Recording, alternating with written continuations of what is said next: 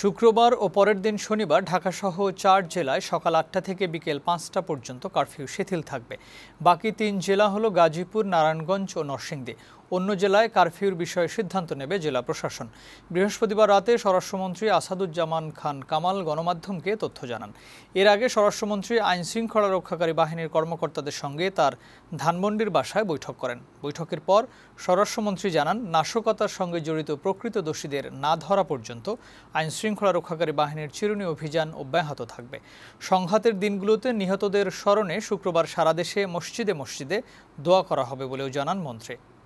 সরকারি সম্পদ নষ্ট করেছেন এবং হত্যা করেছেন, আমার পুলিশকে হত্যা করে ঝুলিয়ে রেখেছেন, আমাদের এক মেয়র সাহেবের পিএসকে আপনারা সেই একই কায়দায় ঝুলিয়ে রেখেছেন। এটা তো এটা মানুষের কাজ নয়। সেই জন্যই আমাদের এই চিরুনি অভিযান চলছে এবং এটা যতদিন পর্যন্ত আমরা সবাইকে ধরতে না পারবো ততদিন পর্যন্ত এই অভিযান চলবে।